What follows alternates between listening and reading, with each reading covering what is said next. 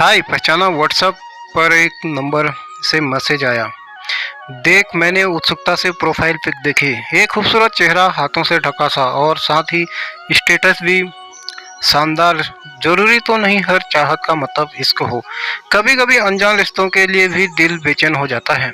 मैंने तुरंत पूछा, हु आर यू? क्या मैं आपको जानता हूँ? जानते नहीं तो जान लीजिए। वैसे भी मैं आपकी ज़िंदगी में हलचल मचाने आई हूँ। यानी आप कहना चाहती हैं कि आप मेरी ज़िंदगी में आ चुकी हैं। ऐसा कब हुआ? मैंने पूछा। अभी इसी पल। जब आपने मेरे बारे में पूछा मैं समझ गया था।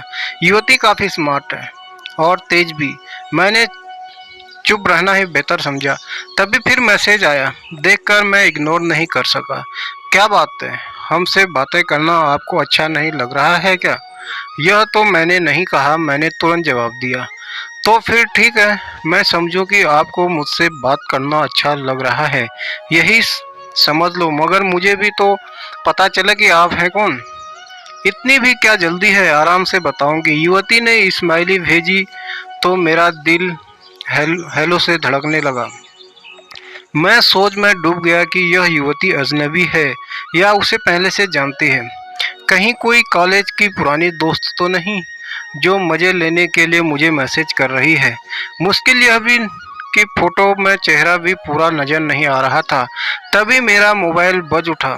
कहीं वही तो नहीं। मैंने लपक कर फ़ोन उठाया, लेकिन बीबी का नंबर देखकर मेरा मुंह बन गया और तुरंत मैंने फ़ोन काट दिया। 10 सेकंड भी नहीं गुजरे थे कि फिर से फ़ोन आ गया। झल्लाते हुए मैंने फ़ोन उठाया। यार, 10 मिनट बात करना है, अभी मैं मीटिंग में हूँ। ऐसी क्या आफत आ गई जो कॉल पर कॉल किए जा रही हो? बीबी यानी साधना हमेशा की तरह चिढ़ गई। यह क्या तरीका है बीबी से बात करने का? अगर पहली कॉल ही उठा लेते तो दूसरी बार कॉल करने की जरूरत ही नहीं पड़ती। पर आधे घंटे पहले ही तो फोन किया था ना तुमने, और मैंने बात भी कर ली थी। अब फिर से डिस्टर्ब क्यों कर रही हो? देख रही हूँ अब तुम्हें मेरा फोन उठाना भी भारी लगने लगा है। एक समय था जब मेरी एक कॉल के इंतजार में तुम खाना पीना भी भूल जाते थे। प्लीज साधना, समझा करो। मैं यहाँ काम करने आया हूँ, तुम्हारा लेक्चर सुनने नहीं। उधर से फोन कट गया था। मैं सिर पकड़कर बैठ गया। कभी कभी रिश्ते भी भार बन जाते हैं, जिन्हें ढोना मजबूरी का सबब बन जाता है। और कुछ नए रिश्ते अजनबी होकर भी अपनों से प्यारे लगने लगते हैं। जब अपनों की बातें मन को परेशान करने लगी है, उस वक्त मरहम की तरह किसी अजनबी का साथ जिंदगी में नया उत्साह और जीने की नई वजह बन जाता है। ऐसा नहीं है कि मैं अपनी बीवी से प्यार नहीं करता, मगर कई बार रिश्तों में ऐसे मोड़ आते हैं जब जरूरत से ज्यादा दखल अंदाजी बुरी लगने लगती है। प्यार अच्छा है, मगर पजेसिवनेस नहीं। हद से ज्यादा पजेसिवनेस बंधन लगने लगता है। तब रिश्ते भार बन जाते हैं और मन में खालीपन घर कर जाता है। मेरी जिंदगी में भी कुछ ऐसा ही दौर आया था, और इस खालीपन को भरने के लिए लिहाज से उस अनजान युवती का दखल मुझे भाने लगा था। जिंदगी में एक नया अध्याय जुड़ने लगा था। नई ख्वाहिशों की आंच मन से अजीब सी बेचैनी पैदा कर रही थी। एक बार फिर से जिंदगी के प्रति मेरा रुझान बढ़ने लगा। दिलो दिमाग में बराबर उसी लड़की का ख्याल उमड़ता कि कब उसका मैसेज आए और मेरी धड़कनों को बहकने का मौका मिले। हाय, क्या सोच रहे हो? अचानक फिर से आए उस युवती के मैसेज ने मेरे होठों पर मुस्कान बिखेर दी। बस तुम्हें ही याद कर रहा था। हाँ, वह तो मैं जानती हूँ। मैं हूँ ही ऐसी बला जो एक बार जिंदगी में आ जाए तो फिर दिल से नहीं जाती। मैं यह सुनकर हंस पड़ा था। कितनी सहज और मजेदार बातें करती है यह युवती। मैंने फिर पूरा, इस बला का कोई नाम तो होगा? हाँ, मेरा नाम कल्पना है। नाम बताने के साथ ही उसने एक खूबसूरत सी शायरी भेजी। हंसी जज्बातों से लबरेज वह शायरी मैंने कई दफ़ा पढ़ी और फिर शायरी का जवाब शायरी से ही देना लगा। सालों पहले मैं शायरी लिखा करता था। कल्पना की वजह से आज फिर से मेरा यह पैशन जिंदा हो गया था। देर तक हम दोनों चैटिंग करते रहे। ऐसा लगा जैसे मेरा मन बिल्कुल हल्का हो गया हो। उस युवती की बातें मेरे मन को छूने लगी थी। वह बड़े बिंदास अंदाज में बातें करती थी। समय के साथ मेरी जिंदगी में उस युवती का हस्तक्षेप बढ़ता ही चला गया। रोज मेरी सुबह की शुरुआत उसके एक प्यारे से मैसेज से होती। कभी कभी वह बहुत अजीब मैसेजेस भेजती, कभी कहती आपने अपनी जिंदगी में मेरी जगह क्या सोची है, तो कभी कहती कि क्या हमारा चंद पलों का साथ ही रहेगा या फिर जन्मों का।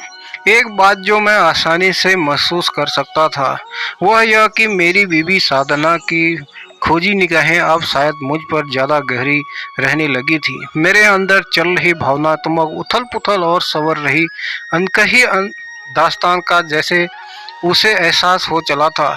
यहाँ की यकाय यका यदाकद वह मेरे मोबाइल भी चेक करने लगी थी। देर से आता तो सवाल करती, जाहिर है मेरे अंदर गुस्सा उबल पड़ता।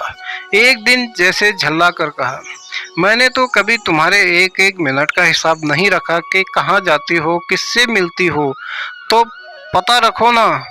और तो मैं यही तो चाहती हूँ। वह भड़क कर बोल पड़ी थी, पॉजिटिवनेस है और फिर कुछ नहीं।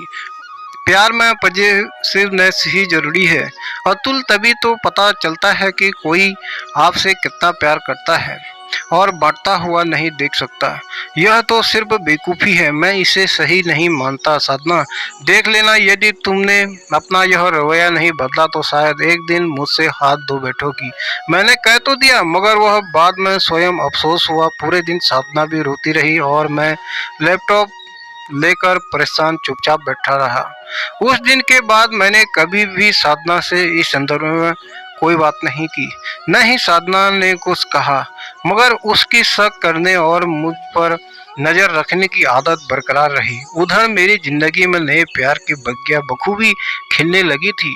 कल्पना मैसेज और शायरी के साथ साथ अब रोमांटिक वीडियोज और चटपटे जोक्स भी शेयर करने लगी थी। कभी कभी मुझे खौफ तो होती है कि उन्हें देखते वक्त इतना घबराया हुआ सा क्यों रहता हूँ, निश्चित होकर इनका आनंद क्यों नहीं उठा पाता। जाहिर है चोरी छिपे कुछ किया जाए तो मन में घबराहट तो होती ही है और वही मेरे साथ भी होता था। आखिर कहीं ना कहीं मैं अपनी बीवी से धोखा ही तो कर रहा था। इस बात का अपराध बोध तो मुझे था ही। एक दिन कल्पना ने मुझे एक रोमांटिक सा वीडियो शेयर किया और तभी साधना भी बड़े गौर से मुझे देखती हुई गुजरी। मैं चुपके से अपना लैपटॉप लेकर बाहर बालकनी में आ गया। वीडियो डाउनलोड कर इधर उधर देखने लगा कि कोई मुझे देख तो नहीं रहा। जब निश्चित हो गया कि साधना आसपास नहीं है तो वीडियो का आनंद लेने लगा। उस वक्त मुझे अंदर से एक अजीब सा रोमांटिक एहसास हुआ। उस अजनबी युवती को बाहों में भरने की तमन्ना भी हुई, मगर तुरंत स्वयं को संयमित करता हुआ अंदर आ गया। साधना की अनुभवी निगाहें मुझ पर टिकी थी। निगाहें चुराता हुआ मैं लैपटॉप खोलकर बैठ गया। मुझे स्वयं पर आश्चर्य हो रहा था कि ऐसा कैसे हो गया। एक समय था जब साधना मेरी जिंदगी थी और आज किसी और के आकर्षण में मुझे इस कदर अपनी गिरफ्त में ले लिया था। इधर उधर समय के साथ कल्पना की हिमाकतें भी बढ़ने लगी थी। मैं भी बहता जा रहा था। एक अजीब सा जुनून था जिंदगी में। वैसे कभी कभी मुझे ऐसा लगता है जैसे यह सब बिल्कुल सही नहीं। इधर साधना को धोखा देने का अपराध वो, तो दूसरी तरफ अनजान लड़की का बढ़ता आकर्षण। मैंने चाहते हुए भी स्वयं को रोक नहीं पा रहा था। और फिर एक दिन उसके एक मैसेज ने मुझे भी ज़्यादा बेचैन कर दिया। कल्पना ने लिखा था, क्या अब हमारे रिश्ते के लिए जरूरी नहीं कि हम दोनों एक दूसरे को मिलकर करीब से एक दूसरे का एहसास करना चाहिए। जरूर, जब तुम कहो। मैंने उसी स्वीकृति दे दी, मगर मन में एक कसक सी उठी। मन का एक कोना एक अनजान से अपराध बोध से घिर गया। क्या मैं यह ठीक कर रहा हूँ? मैंने साधना की तरफ देखा। साधना सामने उदास सी बैठी थी, जैसे उसे मेरे मन में चल रही उथल पुथल का एहसास हो गया था। अचानक वह पास आकर बोली, माँ को देखे महीनों गुजर गए, जरा मेरा रिजर्वेशन करवा देना। इस बार 1-2 महीने वहां रह कर आऊंगी। उसकी उदासी व दूर होने का एहसास मुझे अंदर तक द्रवित कर गया। ऐसा लगा जैसे साधना के साथ मैं बहुत गलत कर रहा हूँ और मैं ही उसका दोषी हूँ। मगर कल्पना से मिलने और उसके साथ वक्त बिताने का लोभ स्मरण करना भी आसान न था। अजीब सी कश्मकश से घिरा मैं सो गया। सुबह उठा तो मन शांत था मेरा। देर रात मैं कल्पना को एक मैसेज भेजकर सोया था। सुबह उसका जवाब पड़ा तो होठों पर मुस्कान खिल गई। थोड़े गर्म कपड़े पहनकर मैं मॉर्निंग वॉक पर निकल गया। लौटकर कमरे में आया तो देखा साधना बिस्तर पर नहीं है। घर में कहीं भी नजर नहीं आई। थोड़ा परेशान सा मैं साधना को छत पर देखने गया तो पाया एक कोने में चुपचाप खड़ी वह उगते सूरज की तरफ एकटक देख रही है। मैंने उसे पीछे से बाहों में भर लिया। उसने मेरी तरफ चेहरा किया तो मैं यह देखकर विचलित हो उठा था कि उसकी आंखों में आंसू निकल रहे थे। मैंने प्रश्नवाचक नजरों से उसकी तरफ देखा तो वह सीने से लग गए। I love you, I know dear, but क्या हुआ तुम्हें? अचानक रोती हुई वह हंस पड़ी। तुम्हें तो ठीक से बेवफाई करनी भी नहीं आती क्या? मैंने चौंक कर उसकी ओर देखा। अपनी महबूबा को भला ऐसे मैसेज क्या कर जाते हैं? कल रात क्या मैसेज भेजा था तुमने? तुमने लिखा था, डियर कल्पना, जिंदगी हमें बहुत से मौके देती है नई खुशियां पाने के, जीवन में नए रंग भरने के, मगर वह खुशियां तभी तक जायज हैं जब तक उन्हें किसी और के आंसू के रास्ते न गुजरना पड़े। किसी को दर्द देकर पाई गई खुशी की कोई अहमियत नहीं। प्यार पाने का नहीं, ये बस महसूस करने का नाम है। मैंने तुम्हारे लिए प्यार महसूस किया मगर उसे पाने की जिद नहीं कर सकता क्योंकि मैं अपनी बीवी को धोखा नहीं दे सकता। तुम मेरे हृदय में खुशी बनकर रहोगी मगर तुम्हें अपने अंतस की पीड़ा नहीं बनने दूंगा। तुमसे मिलने का फैसला मैंने प्यार के आवेग में लिया था मगर अब दिल की सुनकर तुमसे सिर्फ इतना कहना चाहता हूँ कि रिश्तों में सीमा समझना जरूरी है। हम कभी नहीं मिलेंगे। आई थिंक तुम मेरी मजबूरी समझोगी और खुद भी मेरी वजह से कभी दुखी नहीं रहोगे। कीप स्माइल, मैंने चौंकते हुए पूछा, पर यह सब तुम्हें कैसे पता? क्योंकि तुम्हारी कल्पना भी मैं हूँ और साधना भी, कहकर साधना मुस्कुराते हुए मेरे हृदय से लग गई और मैंने भी पूरी मजबूती के साथ उसे बाहों में भर लिया। आज मुझे अपना मन बहुत हल्का महसूस हो रहा था। बेवफाई के इल्जाम से आज़ाद जो हो गया था मैं। तो दोस्तों, आप लोग को मेरी कहानी कैसी लगी? मेरे वीडियो को लाइक करें और मेरे चैनल पर नए हैं तो मेरे चैनल को सब्सक्राइब करें, शेयर करें। धन्यवाद।